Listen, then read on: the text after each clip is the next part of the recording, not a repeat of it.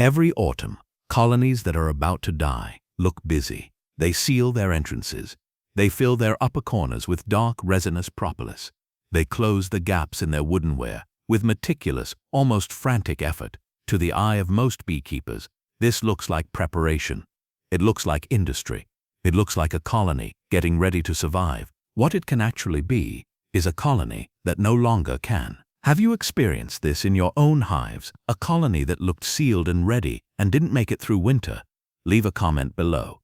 The pattern is more common than most beekeepers expect. If this kind of biology-first analysis is what you come to this channel for, a like helps this content reach the beekeepers who need it most. The misunderstanding begins with a reasonable assumption. Propolis is a sign of a working colony, and in spring and summer that is largely correct. Forager bees collect resins from tree buds and bark. They bring those resins back, process them with salivary enzymes and wax, and apply the resulting compound across every gap, crack, and rough surface inside the hive. This is normal. This is expected. A colony with good propolis coverage in July is generally speaking a colony in good condition.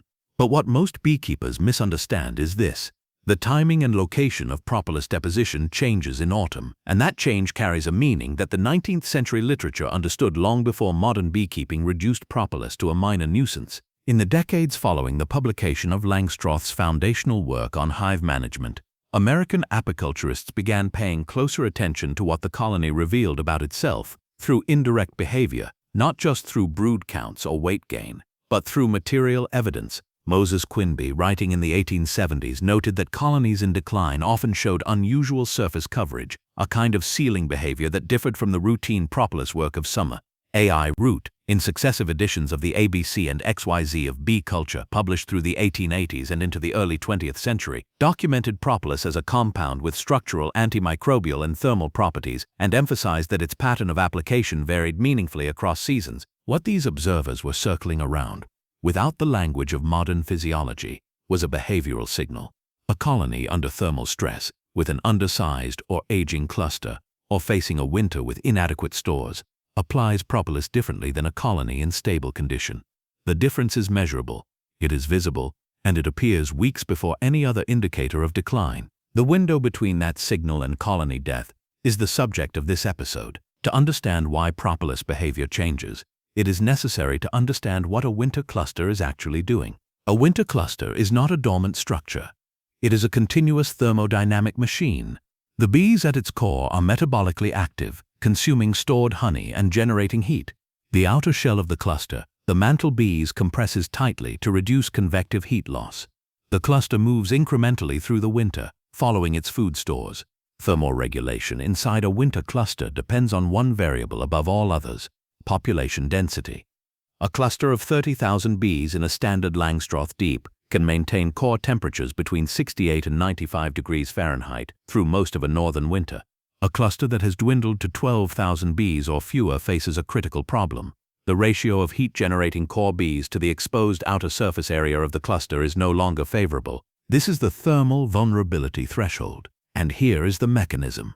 When a colony's population has declined below the threshold that can maintain adequate cluster heat, the bees begin compensating in every behavioral way available to them.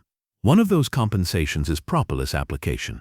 They reduce ventilation gaps. They seal cracks and seams. They fill the upper corners and cover boards with dense layered propolis that goes beyond seasonal norms. They are not doing this consciously. There is no planning. What is happening is a population-wide pheromonal and thermal response. When the ambient temperature inside the hive drops faster than the cluster can regulate, propolis deposition accelerates. The bees are attempting to reduce the thermal envelope of the space they must heat. More sealing. Smaller colony. The observable result of this mechanism is a distinctive pattern, one that a careful beekeeper can distinguish from normal autumn propolis work. Normal autumn propolis deposition is targeted. Bees fill the joints between hive bodies. They coat the inner cover. They reduce the entrance to a manageable width. The application is practical. It follows the structural logic of the hive. Compensatory propolis deposition is different in three ways. First, it is excessive in the upper hive body. A colony with a declining cluster concentrates propolis coverage in the space directly above the cluster, the area where heat rises and escapes most rapidly. Heavy upper corner deposits in September and October. beyond what the structural gaps would require, are a diagnostic flag. Second, it appears on surfaces that are rarely propolis-coated in healthy colonies. The interior walls of the upper super, the underside of the cover boards at unusual density, small cracks on the outer face of the hive that a healthy colony would leave untreated. Third, and this is the detail the historical observers noted most consistently, it appears earlier in the season than normal propolis work. September propolis activity in a healthy colony is declining as forager populations decrease. In a thermally stressed colony, it is still accelerating. The combination of these three signals, location, surface coverage, and timing, is the pre-symptomatic window. Here is the risk most beekeepers face at this point. This window is narrow. In most northern climates, the practical intervention period, the period when a beekeeper can still combine colonies, supplement stores, or assess the queen, closes by mid-October. After that, the cluster has formed, and disturbance risks more harm than it prevents. The propolis signal typically appears in the last 2 to 3 weeks of September. That is the window. 6 weeks before the first hard freeze. 4 weeks before cluster formation is irreversible. 6 weeks is enough time, but only if the signal is read.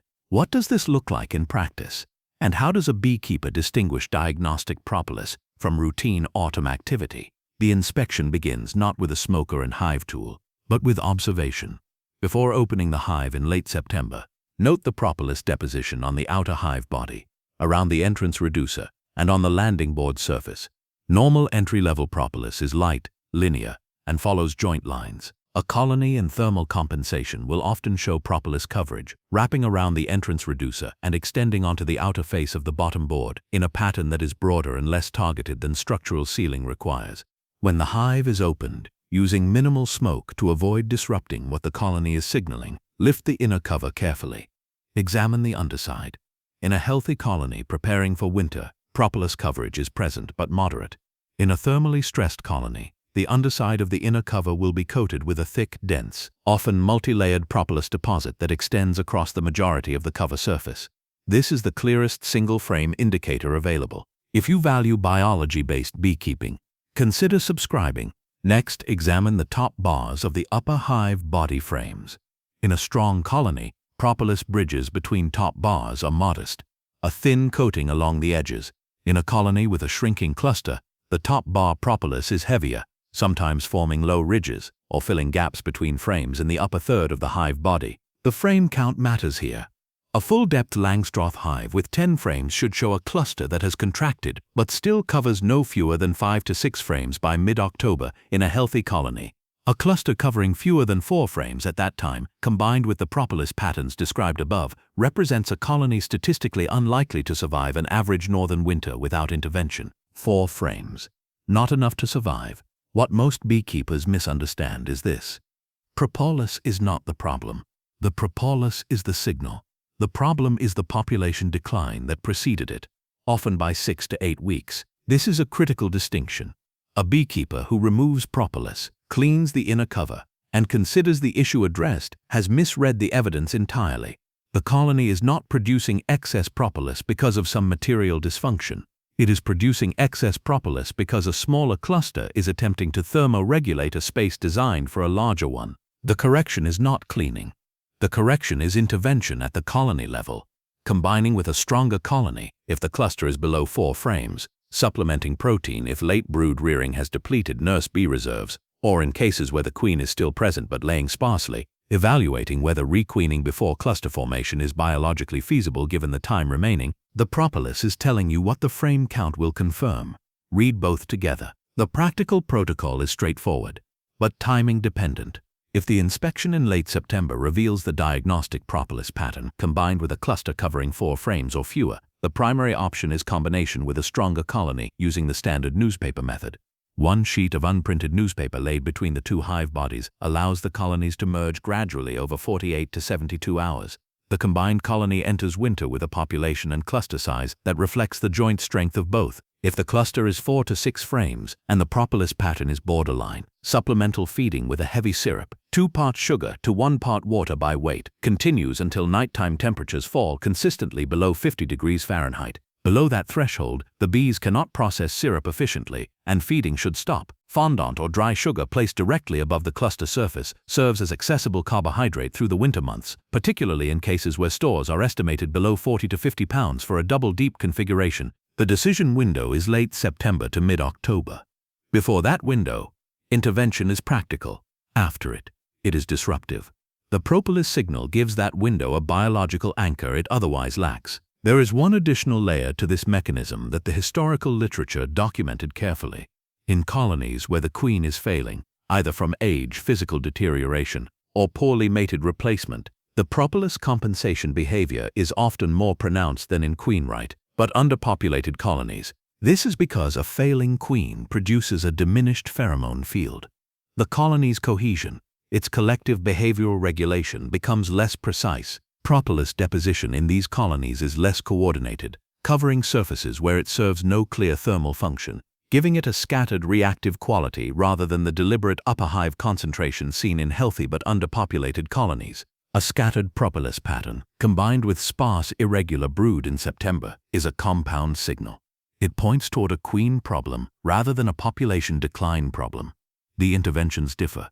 The window is the same. The 19th century beekeepers who observed propolis behavior closely did not have vitellogenin assays or infrared thermal imaging. What they had was attention. They watched the material evidence accumulate over weeks, and they built from those observations a practical understanding that the modern beekeeper can formalize. The colony communicates its internal condition through visible material behavior. Propolis is one of those communication channels. It is not a nuisance to be scraped away. It is a record of what the colony was doing, and in September, a record of what the colony was struggling to do. A hive sealed against the world is not always a hive at peace with winter. Sometimes it is a hive that ran out of options and sealed the doors anyway. If this breakdown was useful, leave a comment with your experience. Subscribe for more historically grounded beekeeping insights.